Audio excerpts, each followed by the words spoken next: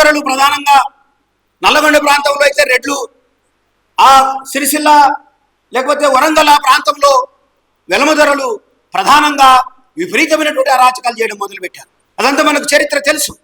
అంటే 69లో వచ్చినటువంటి కోరికలు, 69లో వెలువడ్డటువంటి సమస్యలు, 69లో ఎదురైనటువంటి ప్రశ్నలు అవి సమసిపోలేదు, అవి కంటిన్యూయేషన్ వచ్చినవి.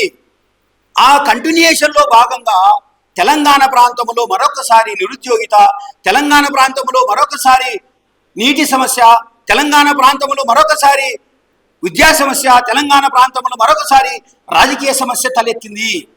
అది తీవ్ర రూపాన్ని దాల్చింది. ఆ తీవ్ర రూపం దాల్చినటువంటి సందర్భంలోనే అసలు జయరాజు లాంటి వాళ్ళు ఒక పాట రాసిండు. ఆయన మీసం మొలిసిన నేరమే నా తెలంగాణ పల్లెలో, నెత్తురు ఇంకన్నడు నా తెలంగాణ పల్లెలో. నెత్తురు ఇంకని స్థలం లేదు తెలంగాణలో. ఎక్కడి నుంచి మొదలుకుంటావు నీ ఇష్టం, ఎక్కడి నుంచి అయినా పేరు పెట్టుకో. కోదాడి నుంచి మొదలు పెడతావా, పాద సూర్యాపేట నుంచి మొదలు పెడతావా, జగిత్యాల జైత్రయాత్ర నుంచి మొదలు పెడతావా, ఆసిఫాబాద్ అడవుల్లో నుంచి మొదలు పెడతావా, ఇంద్రవెల్లి పోరాటంలోని అమరుల గురించి మాట్లాడతావా, నల్లమల్ల అడవుల్లో పారినటువంటి నెత్తురు గురించి మాట్లాడతావా, నీ ఇష్టం. నారాయణపేటలో జరిగినటువంటి అచ్చల గురించి మాట్లాడతావా, నీ ఇష్టం. ఎక్కడి నుంచైనా మొదలుపెట్టు.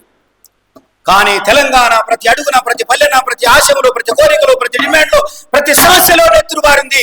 మీసం మొలిసిన నేరమే అన్నాడు.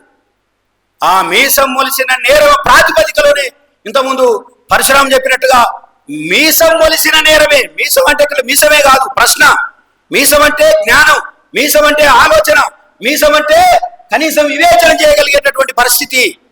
అది ఒక బెల్లి లలిత రూపం కావచ్చు, లేకపోతే ఒక మారోజు వీరన్న రూపం కావచ్చు, లేకపోతే ఒక సాంబశివుడు రూపం కావచ్చు, లేకపోతే ఒక రాముల రూపం కావచ్చు, లేకపోతే ఒక ఆజాద్ రూపం కావచ్చు, ఒక పురుషోత్తముడు ఎవరైనా తీసుకోండి మీరు. వీళ్ళంతా మీసం లాంటి వాళ్ళే, అప్పుడే మొలకెత్తిన మీసాలు లాంటి వాళ్ళు. వీళ్ళను చంపకుండా, వీళ్ళను అవమానించకుండా, వీళ్ళ మీద నిర్బంధం పెట్టకుండా, వీళ్ళ మీద ఏ విధమైనటువంటి ఆటంకాలు నిర్బంధాలు పెట్టకుండా ఈ తెలంగాణ సమాజము లేదు. ఏదైనా ఉపన్యాసం ప్రారంభించేటప్పుడు బానిసలారా అని ప్రారంభించడం నాకు అలవాటు. కానీ ఈరోజు నా ఉపన్యాసాన్ని బానిసలారా అని ప్రారంభించడం ఇష్టం లేదు. ఎందుకంటే ఇక్కడ కూర్చున్న వాళ్ళు ఎవరు బానిసలుగా ఉండడానికి ఇష్టపడని, బానిస సంఖ్యలను తెంపుకొని బానిస సమాజ విముక్తి కోసం అనుదినం పరితపించే మహోన్నతమైన వ్యక్తులు గనక నేను ఆ పదాన్ని ప్రయోగించదలుచుకోలేదు మిత్రులారా. ముందుగా బెల్లి లలితక్కకు నా తరపున, నా కుటుంబం తరపున ప్రగాఢమైన సంతాపాన్ని తెలియజేస్తూ ఆమె వర్ధంతికి నా హృదయపూర్వకమైనటువంటి నివాళులు అర్పిస్తున్నాను. మిత్రులారా, సాధారణంగా ప్రతి కుటుంబంలో జరుగుతున్నట్టుగానే బెల్లి వాళ్ళ కుటుంబంలో కూడా జరుగుతుందని చాలా మంది భ్రమపడుతున్నట్టు అనిపిస్తుంది నాకు. అట్లా జరగదు. మీ ఆశలు నెరవేరవు, మీ కోరికలు ఫలించవు. ఎందుకంటే నాలాంటి వాళ్ళు ఉన్నాం. మేము ఉన్నాం కాబట్టి బెల్లి కృష్ణన్న కానీ, బెల్లి లలితక్క కానీ వాళ్ళు మా రక్తం పంచుకొని పుట్టకపోయినా అంతకంటే ఎక్కువగా సాన్నిధ్యంగా, ఆత్మీయంగా తిరిగిన వాళ్ళం కనుక ఈ కుటుంబాన్ని మేము విడిపోతుందని మీరు అనుకుంటే అది మీ భ్రమ, అది మీ పొరపాటు. కాబట్టి చంద్రశేఖర్ ఒప్పుకున్నా ఒప్పుకోకపోయినా, సూర్యప్రకాష్ ఒప్పుకున్నా ఒప్పుకోకపోయినా వాళ్ళిద్దరి మెడలు ఉంచి ఒక దగ్గర కూర్చోబెట్టే బాధ్యత మేము తీసుకుంటాం. మీరేం భయపడకండి. నెంబర్ 1. నెంబర్ 2, ఈ తెలంగాణ రాష్ట్రంలో నాకు తెలిసినంత వరకు ఒక కుటుంబంలో మంత్రులు, ఎంపీలు, ఎమ్మెల్యేలు ముగ్గురు ఒకే కుటుంబంలో ఉన్న సందర్భం నేను చూశాను. అంటే ఆ కుటుంబంలోనే మంత్రి ఉంటాడు, అదే కుటుంబంలో ఎంపీ ఉంటాడు, అదే కుటుంబంలో ఎమ్మెల్యే ఉంటాడు. ఎక్కువ మాట్లాడితే మున్సిపల్ చైర్మన్, జడ్పీ చైర్మన్ కూడా ఆ ఇంట్లో ఉంటాడు. అట్లాంటి కుటుంబాలు చాలా ఉన్నాయి తెలంగాణలో. అట్లనే ఒక కుటుంబంలో ఐఏఎస్ ఆఫీసర్, అదే కుటుంబంలో ఐపీఎస్ ఆఫీసర్, అదే కుటుంబంలో గ్రూప్ 1 ఆఫీసర్, అదే కుటుంబంలో ఒక టీచర్ ఉన్న సందర్భాలను కూడా నేను చూసిన. అట్లాగే స్వాతంత్ర్యం వచ్చిన కానుంచి ఇప్పటి వరకు ఒక వ్యక్తి అనేక సార్లు గెలుచుకుంటూ వచ్చినటువంటి సందర్భాలు కూడా నేను చూసిన. కానీ వీటన్నిటికీ అతీతంగా, వీటన్నిటికీ భిన్నంగా ఈ తెలంగాణ రాష్ట్రంలో ఒకే కుటుంబం నుంచి ఈ పేద ప్రజల సంక్షేమం కోసం, ఈ పేద ప్రజల విముక్తి కోసం ఒకే కుటుంబంలో ఆరుగురు త్యాగం చేయడం అనేటటువంటిది మాత్రం నేను తెలంగాణలో మొట్టమొదటి కుటుంబం బెల్లి లలితక్క కుటుంబం అని మాత్రం చెప్పగలను. నేను ఒకే కుటుంబంలో 6, అది పేద ప్రజల కోసం, అది తాము నమ్మిన సిద్ధాంతం కోసం, అది ఒక భయంకరమైనటువంటి దుర్మార్గమైన నియంతృత్వ పెత్తందారి గుత్తాధిపత్యపు పోగడలతో ముంచుకొస్తున్నటువంటి ప్రళయాలను ఎదుర్కొని నిలబడి తమ ప్రాణాలను త్యాగం చేసినటువంటి చరిత్ర బెల్లి లలితక్క కుటుంబానికి ఉంది.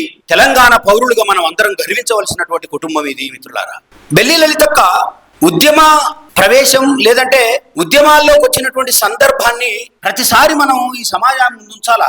రాజకీయ నాయకులను తిట్టడము, లేకపోతే కుల సంఘాలను గురించి మాట్లాడడము, నాయకత్వాన్ని గురించి మాట్లాడడం ఒక ఎత్తు అయితే, వద్దనట్లే నేను దాన్ని, అదొక ఎత్తు అయితే, తెలంగాణలో బెల్లి లలితక్క లాంటి వాళ్ళు మార్క్సిస్టు ఉద్యమాలను ఇంకా లోతులోకి వెళ్ళి మాట్లాడితే మావోయిస్టు ఉద్యమాలను అంటే ఎంఎల్ పార్టీ రాజకీయాలను పునికిపుచ్చుకొని పనిచేయడానికి ఉన్నటువంటి నేపథ్యం ఈ తెలంగాణ సమాజం ముందు పెట్టాల్సినటువంటి అవసరము ప్రతిసారి ఉన్నది ఇప్పుడు కూడా ఉంది. ఇప్పుడు రెలవెన్స్ ఉంది దానికి. ఎందుకుంది అంటే బెల్లి లలిత ఒక్కతే కాదు పనిచేసింది. మీరు బాగా గుర్తుపెట్టుకోవాలి. ఇక్కడ ఉన్న వాళ్ళంతా ఎంతో కొంత అవగాహన ఉన్న సిద్ధాంతపరమైనటువంటి లోతు ఉన్న వాళ్ళు కనుక నేను కొన్ని విషయాలు మేము ముందు పెడుతున్నా. బెల్లి లలితక్క ఒక్కరే కాదు, ఈ తెలంగాణ రాష్ట్రంలో 1980-90 దశకంలో కోటాను కోట్ల మంది, లక్షలాది మంది, వేలాది మంది వరకు, అంటే కోటాను కోట్ల మంది సానుభూతితో, లక్షలాది మంది మెంబర్షిప్తో, వేలాది మంది ప్రాణత్యాగాల కోసం పనిచేసినటువంటి నేపథ్యం ఒకటి ఉంది.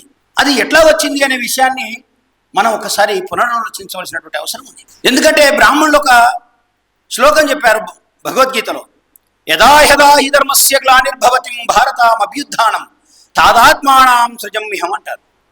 జ్ఞానయోగంలో 8వ శ్లోకం ఇది భగవద్గీతలో. భగవద్గీతలో ఆయన ఏం చెప్తున్నాడంటే, యదా యదా హి ధర్మస్య గ్లానిర్భవతి భారతమభ్యుత్థానం తాదాత్మానాం సృజమ్యహం. ఇంకా కింది శ్లోకంలో ఏమంటాడంటే, సంభవామి యుగే యుగే ధర్మ సంస్థాపనార్థాయ సంభవామి యుగే యుగే అంటాడు.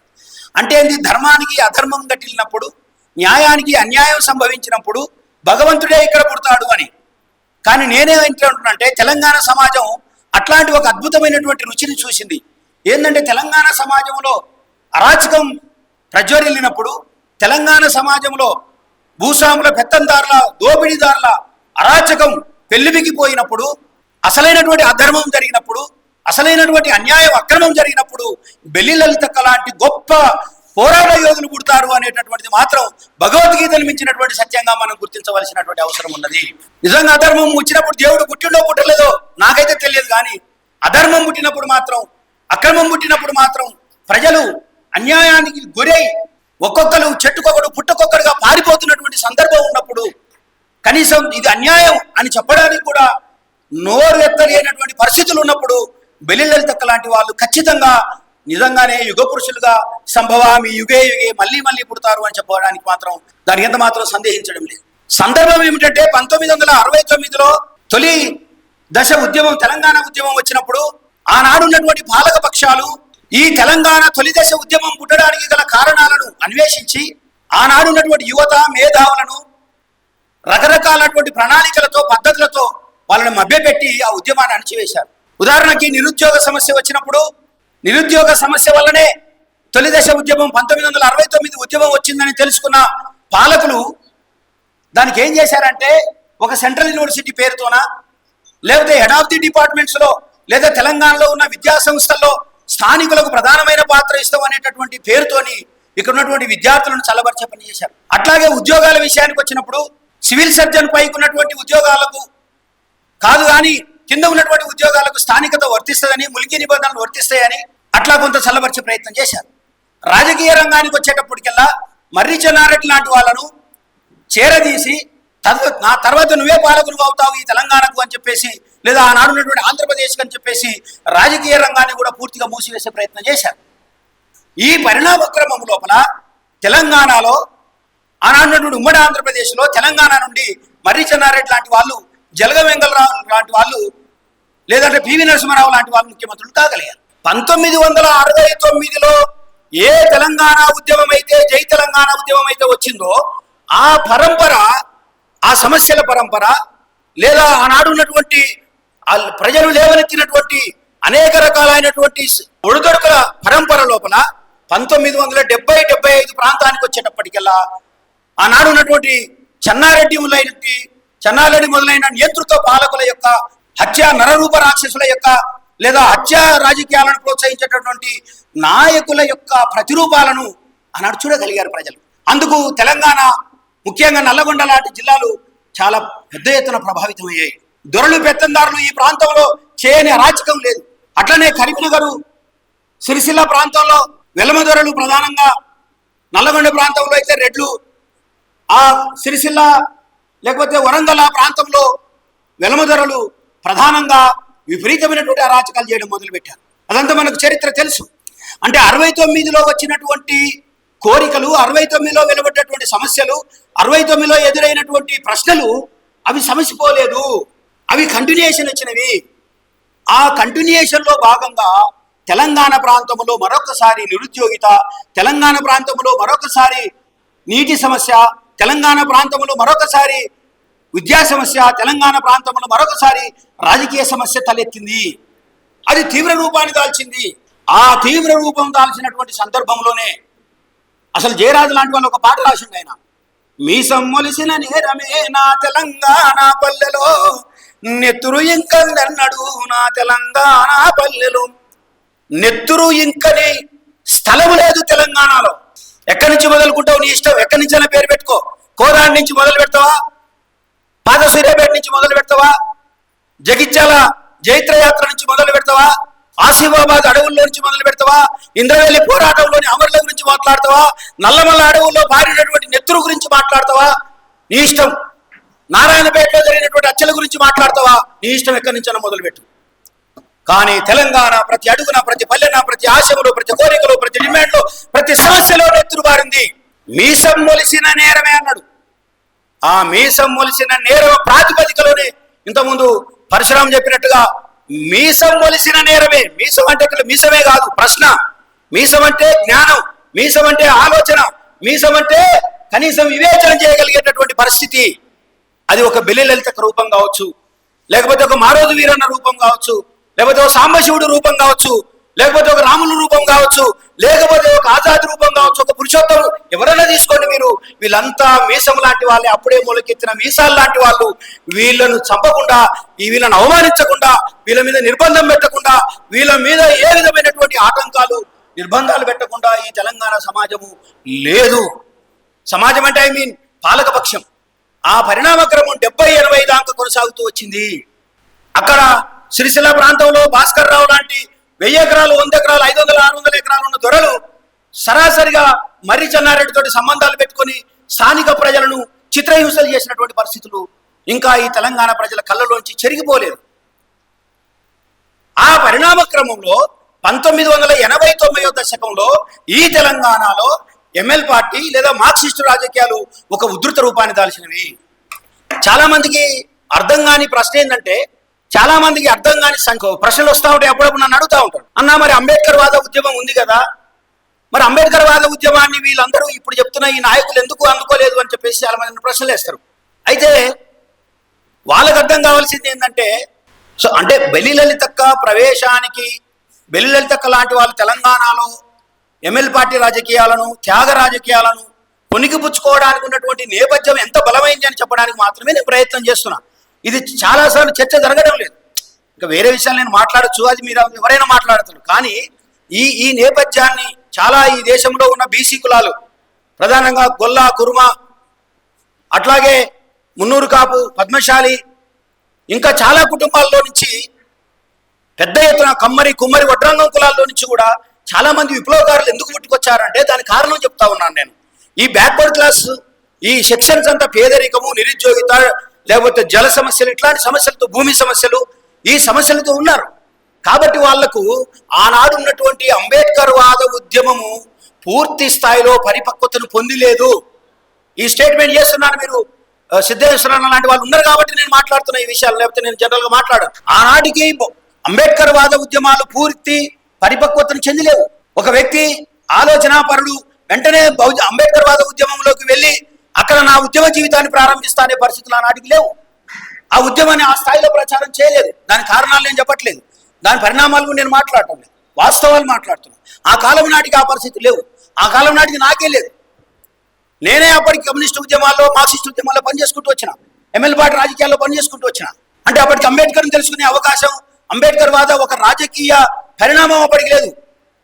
ఈ రాష్ట్రంలో కారం చేడు చుండూరు జరిగేంత వరకు అంబేద్కర్ వాళ్ళ ఉద్యమాలకు ఒక రూపం ఏర్పడలేదు. అది నిజం, ఒప్పుకోవాలి మనం. అప్పుడు కనిపించినటువంటి ఒకే ఒక రాజకీయం, పేదవానికి అండగా, దున్నేవానికే భూమి, పేద ప్రజల సమస్యల పరిష్కార విముక్తికి అప్పుడు మాత్రమే కనిపించినటువంటి ఒక ఏకైక మార్గం. అప్పుడు 69 ఉద్యమం ఎట్లాగూ ఫెయిల్ అయిపోయింది కాబట్టి అవే సమస్యలు కొనసాగుతున్నాయి కనుక వీటికి పరిష్కారంగా ఆనాడున్నటువంటి పని కులాలకు, ఆనాడున్నటువంటి బ్యాక్వర్డ్ క్లాస్ షెడ్యూల్డ్ కులాల మేధావులకు, చదువుకున్న వాళ్ళకు, ఉద్యోగులకు, నిరుద్యోగులకు అప్పుడు కనిపించినటువంటి ఏకైక పరిష్కారం కమ్యూనిజం, ఎంఎల్ పార్టీ రాజకీయాలు. అందులో భాగంగానే సాంబశివుడు పుట్టుకొచ్చిండు. అందులో భాగంగానే ఆనాడు చనిపోయినటువంటి అందరూ ఎవరైతే అమరవీరులు వాళ్ళంతా కూడా బ్యాక్వర్డ్ క్లాస్ నుంచే రావడం చాలా ఆశ్చర్యాన్ని కలిగిస్తుంది మనకు. సరే, అప్పర్ కాస్ట్ నుంచి వచ్చినా కూడా వాళ్ళు 1-2% ఉన్నారు. మెజార్టీ 90%, 80% అంతా కూడా బ్యాక్వర్డ్ క్లాస్ కమ్యూనిటీ నుంచి వచ్చింది. ముఖ్యంగా గొల్ల కురుమల నుంచి ఎక్కువ వచ్చారు. అందులో భాగంగా మన బిల్లులు తక్కువ వచ్చింది. కాబట్టి ఇది ఒక గొప్ప నేపథ్యం ఉన్న వ్యవహారము. దీన్ని మనం సింపుల్గా తీసుకోవడానికి వీల్లేదని అటు కుటుంబ సభ్యులకు చెప్తున్నా, అట్లాగే అనుచరులైన మనకు, ఆమె స్నేహితులమైన మనకు కూడా మనం పునశ్చరణ చేసుకోవాల్సినటువంటి అవసరం ఉన్నదని సందర్భంగా మీకు గుర్తు చేస్తున్నాం మిత్రులారా. కాబట్టి బెల్లెలలిత యొక్క ఆ పరంపర నెక్స్ట్ కంటిన్యూషన్ బియాండ్ అది నడిపించాలనుకునే వాళ్ళు ఈ తెలంగాణ ఉద్యమ నేపథ్యాన్ని, నల్లగొండ జిల్లాలో జరిగిన అరాచక నియంతృత్వ పోకడలను అరికట్టడానికి ఇక్కడ ఉన్నటువంటి బ్యాక్వర్డ్ క్లాసెస్ ఏ విధంగా ముందుకొచ్చినాయి అనే విషయాన్ని గమనంలో పెట్టుకొని పోరాటం చేయవలసినటువంటి అవసరం ఉంది అని ఈ సందర్భంగా మీకు నేను మనవి చేస్తూ, బెల్లెలలితక్క గురించి ఒక మాట చెప్పి నేను ముగించేస్తా. బెల్లెలలితక్క కేసు నేనే చేసిన హైకోర్టులో. ఎవరో ఒక అనామకుడు ఆమె మీద సినిమా తీశాడు. సినిమా తీసి ఆమెను అంటే ఊహించని పద్ధతిలో వల్గర్గా అనేక చిత్రాలు పెట్టి వాడు సినిమా తీసాడు. నా దగ్గరకు వచ్చి వీళ్ళు కేసు పెట్టాలి, అది ఇది పెట్టాలంటే అసలు కేసు సంగతి పక్కన పెడదాం, ఫస్ట్ అసలు ఆ సినిమా ఆగిపోవాలి, అసలు అది బయటికి రావడానికే వీల్లేదు అని చెప్పేసి ఇమ్మీడియట్లీ అదే రోజు నేను హౌస్ మోషన్ ట్రై చేశా. సాయంత్రం పూట నైట్ 7 గంటలకు 8 గంటలకి హౌస్ మోషన్ ట్రై చేస్తే జడ్జీలు ఎవరు ముందుకు రాలే. సరే, దాన్ని వదిలేసి కుదరలేదు, మొత్తానికైతే కుదరలేదు. మళ్ళీ early morning lunch motion move చేసినప్పుడు జడ్జి గారు లంచ్ మోషన్ ఇవ్వడానికి ఇష్టపడలే. ఈ సినిమాకు లంచ్ మోషన్ ఏందా అన్నాడు. లంచ్ మోషన్ అంటే ఏంది? అర్జెన్సీ ఉండాలి. ఇప్పుడు ఈయన గోడ కొడుతురు. ఇప్పుడు మా కోర్టులు కూడా ఎట్లా తయారైనాయి అంటే, ఒక అడ్వకేట్గానే చెప్తున్నా, హైకోర్టు అడ్వకేట్గానే చెప్తున్నా, మా కోర్టు కూడా ఎట్లా తయారైనంటే ఈయన గోడ కొడుతున్నాం అనుకో, ఓకే ఇమీడియట్లీ విచారణ చేస్తా అంటాడు. సార్ వాడిని చేయి నరికినారు అనుకో, చేస్తాను.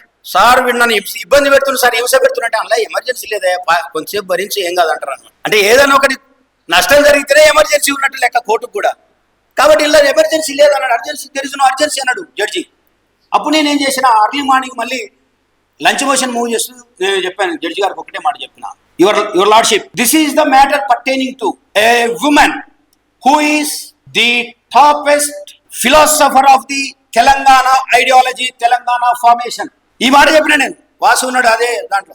She is called by the people of the Telangana as Gana Kokila. She is the Telangana Gana Kokila. This is the matter pertaining to not only a singer, not only an activist. It is a matter pertaining to the Telangana Gana Kokila, which is the self-respect of Telangana అని చెప్పిన రోజు. బెల్లెలలిత అంటే ఎవరో కాదయా, ఆమె తెలంగాణ గాన కోకిల. తెలంగాణ గాన కోకిలే కాదు, తెలంగాణ ఆనాడు ఉన్నటువంటి స్వయం గౌరవానికి, మనం ఆత్మగౌరవం అంటాం కదా, సెల్ఫ్ రెస్పెక్ట్ కు ఏమే ప్రతీక. కాబట్టి కేసు తీసుకోవాల్సిందే అని చెప్పిన. జడ్జి అడిగినాను, వాట్ ఈస్ దిస్? తెలంగాణ మొత్తానికి ప్రతీక అన్నాడు. Yes, she is the symbol of Telangana self respect. అప్పుడు తీసుకున్నాడు. 2.5 గంటల ఆర్గ్యుమెంట్ అయింది. జడ్జి గారు అక్కడ ఆర్గ్యుమెంట్ అవుతుంది ఇమీడియట్లీ. అక్కడి నుంచి వరకు ఈ కేసులో గొప్పతనం చెప్పనా, రిటర్న్ జడ్జిమెంట్ ఉంటుంది కదా, రిటర్న్ ఆర్డర్ అప్పుడు ఇవ్వలేదు ఆయన. బెంచ్ మీద నుంచి ఓరల్ ఆర్డర్ ఇచ్చేసాడు. ఇమీడియట్లీ జిహెచ్ఎంసీ కమిషనర్ చెప్పేసేయండి, నా మాటకు చెప్పండి, సినిమా అయిపోవాలన్నాడు. 10:30కు మొదటి సినిమా పడుతుంది, 10:30కి ఇక్కడ ఆర్డర్ పాస్ అయింది, సినిమా మొత్తం అయిపోయింది ఎంటైర్ తెలంగాణ. నన్ను బయటకు వచ్చినాక అందరు విలేకరులు వీళ్ళు అడిగారు, ఏందయ్యా నువ్వు ఇంత కొట్లాడుతున్నావు ఏంది? అసలు ఆ రోజు నేను హైకోర్టులో నేను అట్లా ప్రవర్తిస్తాను నేనే అనుకోలేదు. అంత వీర విహారం చేసిన నాకే తెలియలేదు. మనవాద బ్రాహ్మణీయ భావజాలంలో చెప్పాలంటే బెల్లెలలితకు వచ్చి నాలో చొరబడిందేమో అన్నట్టు, ఆవాహన చేసుకుందేమో అన్నట్టుంది నా ప్రవర్తన. నాకే అన్యాయం జరిగినట్టు ఫీల్ అయ్యి కొట్లాడుతున్నా జడ్జి ముందు. ఒక్కడు మాట్లాడుతలేడు, హాల్ మొత్తం కిక్కిరిసిపోయింది. ఆపోజిట్ అడ్వకేట్ నోరెళ్ళ పెట్టి చూస్తున్నారు 1.5 గంట సేపు, ఏం మాట్లాడట్లేదు ఒక్కడు కూడా. ఆర్డర్స్ పాస్ అయింది, బయటకు వచ్చేసిన సినిమా అయిపోయింది. అప్పుడు నన్ను అడిగితే నేను చెప్పిన, ఆమె నా అక్క అయితే అన్న. ఆమె నా అక్క అయితే కొట్లాడినా నా అక్కనే. కాబట్టి ఈ తెలంగాణలో పోరాడే ప్రతి బిడ్డ, ఈ తెలంగాణలో పేద ప్రజల కోసం తన ఆలోచనను, తన శరీరాన్ని, తన టైంను, తనకున్నటువంటి ఏ రిసోర్స్నైనా ఉపయోగించేటటువంటి ఏ కులం వాడైనా, ఏ మతం వాడైనా, ఏ వర్గం వాడైనా సరే నాకు అన్న, తమ్ముడు, నా రక్త బంధువే అవుతాడు తప్ప నేను ఇంకొక విధంగా చూడలేను అనేటటువంటిది నేను ఈ విధానం నుంచి నేను నేర్చుకున్నా. అట్లా నేను అక్కను కూడా చూస్తా, ఆయన కుటుంబాన్ని కూడా చూస్తా. అనేక సమస్యల్లో నేను నిలబడతా కూడా. మీకు తెలుసో తెలియదో, నేను శేఖర్ను సమాజ్వాదీ పార్టీలోకి తీసుకుపోయినా. నేను సమాజ్వాదీ పార్టీ ప్రెసిడెంట్గా ఉన్నప్పుడు, వర్కింగ్ ప్రెసిడెంట్. శేఖర్ రానాడు, నువ్వు రావాలని తీసుకుపోయి కూర్చోబెట్టి డైరెక్ట్ ఇక్కడ కాదు నువ్వు జాయిన్ కావాల్సింది, ఎక్కడ కావాలి, అఖిలేష్ యాదవ్ సమక్షంలో కావాలని ఆయనకు పూర్తి ప్రొటెక్షన్ ఇవ్వడం కోసం అఖిలేష్ దగ్గర తీసుకుపోయి ఆయన పార్టీలో మనం తీసుకుపోయి డైరెక్ట్ అక్కడి నుంచి ప్రవేశం చేసుకోవడం. ఢిల్లీలో కృష్ణన్నను కూడా తీసుకొచ్చిన, కృష్ణన్న కూడా టికెట్ కన్ఫర్మ్ చేసిన ఇదే భువనగిరి నుంచి. కృష్ణన్న రానన్నాడు. కృష్ణన్న నేనున్నా నీకోసం, నీ తమ్ముని, నువ్వు నీకేది వచ్చినా నన్ను నా భుజం మీద, తుపాకు వచ్చిన నా భుజం మీద పెట్టు, గుండె వచ్చిన నా మీద భుజం మీద పెట్టు, తూటాయన మోస్తా, అట్లనే తుపాకైన మోస్తా కానీ నువ్వైతే రావాలన్నా కృష్ణన్న గురి తీసుకొచ్చినా కానీ అన్ఫార్చునేట్లీ అది వేరే పరిణామం తీసుకుంది. కాబట్టి తెలంగాణలో నేను ఎక్కువగా ప్రేమించే ఫ్యామిలీ ఏదన్నా ఉంది అంటే అది బెల్లి లలితక్క ఫ్యామిలీ మాత్రమే అని గుర్తుపెట్టుకోండి మీరు. ఎందుకంటే త్యాగాలతో వచ్చినటువంటి ఫ్యామిలీ, త్యాగాల పునాదుల మీద నిలబడ్డ ఫ్యామిలీ, ఇప్పటికి కూడా అదే త్యాగాల పునాదుల కోసం ఉంటుంది. కాబట్టి తెలంగాణ ప్రభుత్వాన్ని నేను ఈ వేదిక నుంచి ఒక డిమాండ్ చేస్తున్నా.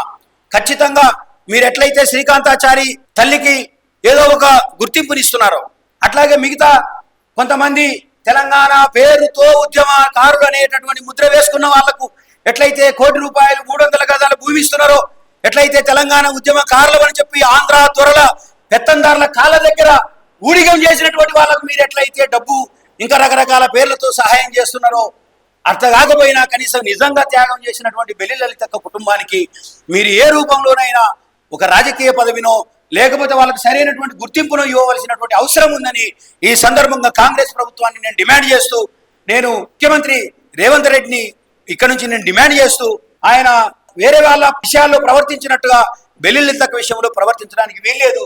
తొలి అమరురాలు, తొలి పోరాట యోధురాలు, తెలంగాణ తొలి దశ 1969 ఉద్యమాన్ని తర్వాత తెలంగాణ ఉద్యమాన్ని ఆ స్థాయిలో నడిపినటువంటి మహారోజు వీరన్న ప్రధాన అనుచరురాలు, ప్రధాన సిద్ధాంతాన్ని మోసినటువంటి నాయకుల్లో బెల్లి లలితక్క ఒకరు కనుక ఇట్లాంటి వాళ్ళకు సముచిత ప్రాధాన్యం ఇవ్వాల్సినటువంటి అవసరం ఉందని ప్రభుత్వాన్ని డిమాండ్ చేస్తూ ముగిస్తున్నా. జై భీమ్, జై Bharat. Thank you very much.